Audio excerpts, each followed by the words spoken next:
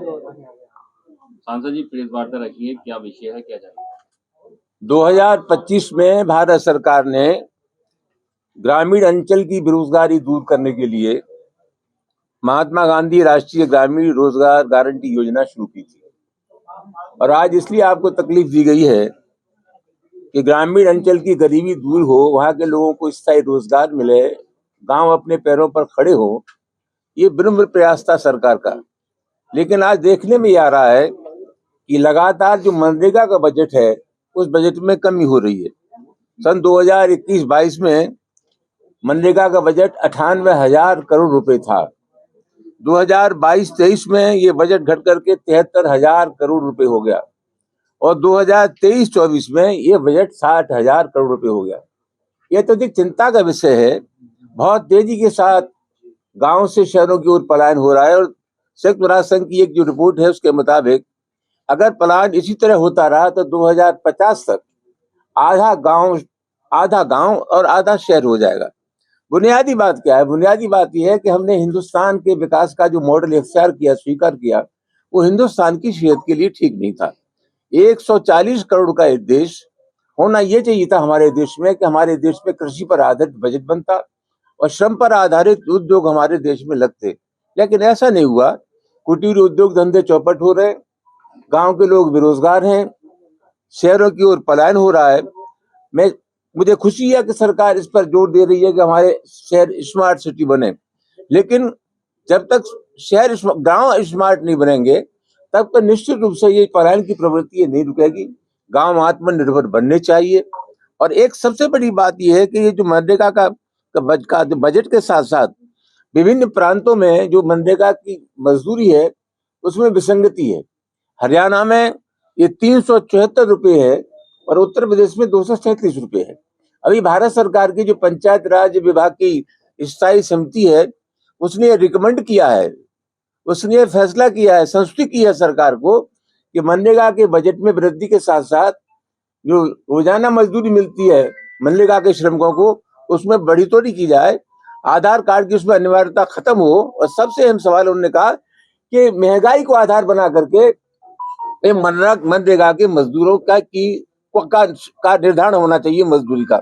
तो यही सब सवाल है और हम बहुत विनम्रता के साथ कहना चाहते हैं कि सरकार को अगर सही मानों में गांव से पलायन रोकना है शहरों की ओर तो गांवों को सशक्त बनाना पड़ेगा, मनरेगा के बजट को बढ़ाना पड़ेगा, गांव आत्मनिर्भर बने। इसके लिए हमारे कुटीर उद्योग धंधे हैं उनका संरक्षण संवर्धन करना पड़ेगा। लेकिन सांसद जी केंद्र सरकार ये कहती है कि इस मनरेगा बजट से टेक्नोलॉजी के उपयोग में बढ़ावा मिलेगा और ग्रामीण क्षेत्र को कई फायदा मिलेगा। नहीं, हम तो खुद ही कह रहे हैं ग्रामीण क्षेत्र के पलायन को रोकने के लिए सबसे सशक्त माध्यम था ये योजना।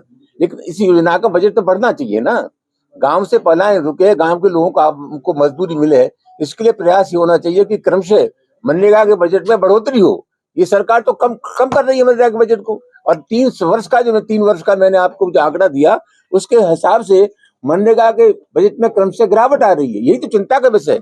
हम चाहते हैं मनरेगा का बजट बढ़े, गांव आत्मनिर्भर बने और शहरों की तरह स्मार्ट सिटी बने और सरकार ये सुनिश्चित करे कि गांव से कोई पलायन न हो और गांव आत्मनिर्भर बने। सांसद जी किस तरह से देखते हैं कि निर्मला सीतारमण इस बार 8वां बजट पेश करने जा रही है 1 फरवरी को, इसको लेकर कृषि और जैसा कि आप इस पर चर्चा कर रहे हैं मनरेगा, इसमें जो अनुभवी जो लोग हैं वो बता रहे हैं कि इस बार बजट बढ़ाने की उम्मीद है, उस पर आपका क्या कमेंट है? नहीं, बजट बढ़ाने की उम्मीद है, हम उसका स्वागत करेंगे।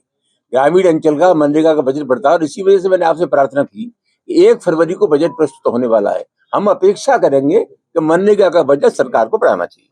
सांसद जी कई बार लगातार मनरेगा पर ये सवाल उठते रहे, सरकारें किसी की भी रही हो, भ्रष्टाचार की जद में ये योजना जाती रही है। कई बार ये प्रश्न उठे भ्रष्टाचार इसमें हुआ है। ऐसे में यदि आप इसी स्ट्रक्चर पर चलने की बात करेंगे तो कैसे लोगों को वो इंसाफ दिलाने की बात आप कर रहे हैं? जहां तक मनरेगा का सवाल है, मैं नहीं सोचता कि कोई जो नीतियां बनती है उसमें कोई अपवाद है।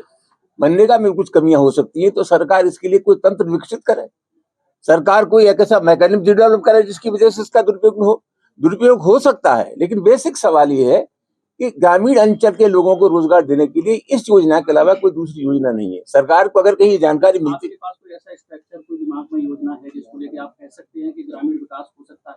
नहीं, मैंने आपसे पहले कहा ना सबसे अहम सवाल क्या है, सबसे अहम सवाल है कि हमने विकास का जो मॉडल इख्तियार किया उसके चलते हमारे गांव वीरान हो गए। जो परंपरागत उद्योग हमारे पास थे, चमड़ा बनाने वाले लोग, जूता बनाने वाले लोग, लकड़ी बनाने वाले लोग, सूत बनाने वाले लोग, ये जो ग्रामीण अंचल में ग्रामीण कुटीर उद्योग धंधे थे वो सब समाप्त हो गए। सरकार को पुनः गांधी की ओर लौटना पड़ेगा और गांव को निर्भर बनाने के लिए भी कोशिश करनी पड़ेगी। सांसद जी, एक जरूरी सवाल यह है कि लगातार समाजवादी पार्टी बीजेपी पर हमलावर रहती है, कहती है कि वो मनरेगा को कहीं ना कहीं खत्म करते जा रहे हैं, क्या कहेंगे? मैंने तो आपसे यही याद रखिए ना कि जो आंकड़े बता रहे हैं ये आंकड़ों से सिद्ध होता है कि मनरेगा के मामले में सरकार गंभीर नहीं है। 1 फरवरी को जो बजट पेश होने वाला है हम ये अपेक्षा करेंगे कि सरकार मनरेगा का बजट बढ़ाए।